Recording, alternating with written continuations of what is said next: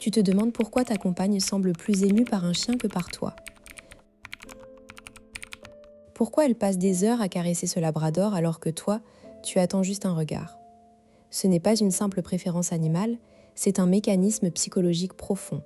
Son chien devient une béquille émotionnelle, et pendant ce temps, tu te sens rejeté, inférieur à un animal. Mais ce n'est pas de sa faute. Voici le vrai problème. Cette vidéo va te décoder pourquoi, scientifiquement, une femme peut préférer la compagnie de son chien à celle de son mari. Tu vas comprendre le concept d'attachement compensatoire, comment il se forme et surtout comment inverser la dynamique. Tu repartiras avec 3 techniques concrètes pour redevenir le centre de son attention, sans rivaliser avec le chien. Tu penses peut-être qu'elle aime juste les animaux ou que c'est une phase. La croyance populaire dit que les femmes qui préfèrent leur chien sont simplement plus sensibles ou maternelles. Mais les recherches de John Bradshaw montrent une réalité différente. Le chien comble un vide créé par une insécurité relationnelle. Ce n'est pas l'amour des animaux qui est en jeu, c'est la peur de l'intimité humaine. Le paradigme trompeur, c'est de croire que le chien est un rival. Il n'est pas un concurrent, il est un symptôme. Le chien offre un amour inconditionnel sans exigence, sans conflit, sans déception. Quand une femme se tourne excessivement vers son animal, c'est souvent parce qu'elle a cessé d'attendre de son partenaire une sécurité émotionnelle fiable. Le chien devient alors un substitut, un refuge qui ne la jugera pas. Le cœur du problème, c'est l'attachement compensatoire.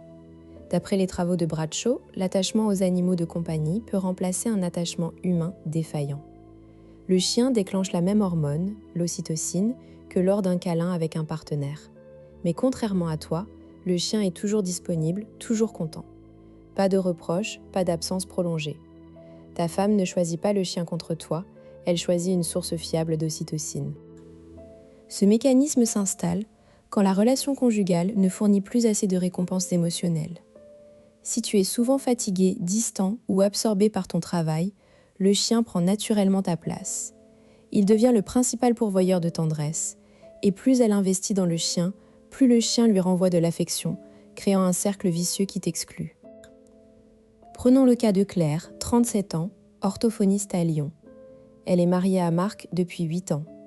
Ils ont un golden retriever, Maxime. Claire adore Maxime. Elle lui parle, le promène 2 heures par jour, le couvre de câlins. Marc, lui, se sent mis de côté. Un soir, Marc rentre du travail et trouve Claire assise sur le canapé, Maxime sur ses genoux, elle lui fredonne une chanson. Marc s'assied à côté, essaie de lui prendre la main. Claire se lève. « Je vais sortir Maxime ?» Il a besoin de se dégourdir. Marc reste seul, amer. Que se passe-t-il vraiment dans la tête de Claire ? Elle ne déteste pas Marc, mais elle a appris que Marc est imprévisible, parfois tendre, parfois absorbé par ses dossiers. Maxime, lui, est une certitude affective. Quand Marc essaie de se rapprocher, Claire se méfie inconsciemment. Et si ce soir il est fatigué et la repousse, alors elle préfère éviter la déception et se tourne vers son chien. Le chien est un investissement sûr. Le drame, c'est que Marc interprète ça comme un rejet personnel. Il devient jaloux, fait des remarques sarcastiques, se ferme. Plus il râle, plus Claire se réfugie auprès de Maxime. Le chien devient le seul espace de paix dans le couple. Marc ne comprend pas qu'il alimente le mécanisme qu'il veut combattre. Tu peux reconnaître ce schéma chez toi si ta partenaire 1. Parle plus à son chien qu'à toi. 2. Préfère rester avec lui que sortir avec toi. 3. Se montre plus affectueuse avec l'animal qu'avec toi. 4. Se fâche si tu critiques le chien. Ce ne sont pas des signes de folie, mais des indicateurs d'un attachement compensatoire. Conséquence, si tu ne changes rien, la distance grandit. Le chien devient le meilleur ami, le confident, le réconfort. Toi, tu deviens un colocataire. Le couple se vide de son intimité. Et pire, certains hommes, par jalousie, deviennent froids ou violents, ce qui renforce le refuge canin. Tu peux casser ce cercle. Technique 1. Devenir une source d'ocytocine plus prévisible que le chien. Le chien est fiable, toi aussi. Fixe chaque jour un moment dédié de tendresse. 5 minutes de câlin sans téléphone, sans parole, juste le contact. Appelle ça le rituel du canapé. Tu lui dis « J'ai besoin de ce moment avec toi avant de dormir ». Tu t'installes, tu la prends dans tes bras, tu respires doucement. Pas de sexe dans l'immédiat, juste de la présence. Tu crées une attente positive. Avec le temps, la régularité bat l'enthousiasme canin. Technique 2. Réattribuer les signaux de récompense.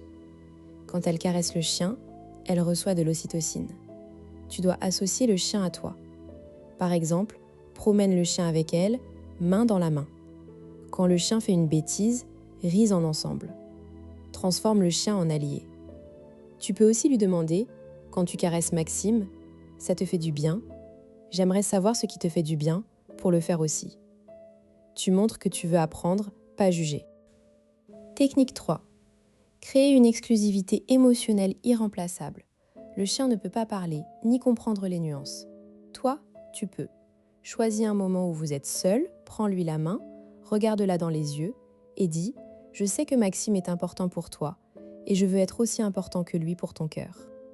Dis-moi ce qui te manque de moi. » La vulnérabilité sincère désarme le chien. Elle ne peut pas obtenir ça de son animal. Tu deviens l'unique source de dialogue profond. Objection ? Mais si elle aime trop son chien, je ne vais pas lui demander de s'en séparer ? Non, ce serait une erreur. Le chien n'est pas le problème. La solution n'est pas d'éliminer le chien, mais de renforcer ta place. Sois le partenaire qui comprend et qui ne menace pas. Autre objection ? Et si je ne suis pas câlin ? Tu peux apprendre. L'ocytocine se fabrique par le contact. Commence par des gestes minimes. Poser ta main sur son épaule, lui masser la nuque. Progresse. Et si elle refuse ? Alors pose la question vraie. Qu'est-ce que je fais qui t'éloigne ? En résumé, une femme ne préfère pas son chien pour te faire du mal. Elle cherche une sécurité que tu ne lui donnes plus. Le chien est le révélateur d'un vide, pas la cause. En devenant plus fiable, plus présent et plus vulnérable, tu deviens plus intéressant que n'importe quel labrador. Le chien restera, mais toi tu reprendras ta place. Si cette vidéo t'a parlé, abonne-toi et active la cloche pour ne pas rater les prochaines clés psychologiques.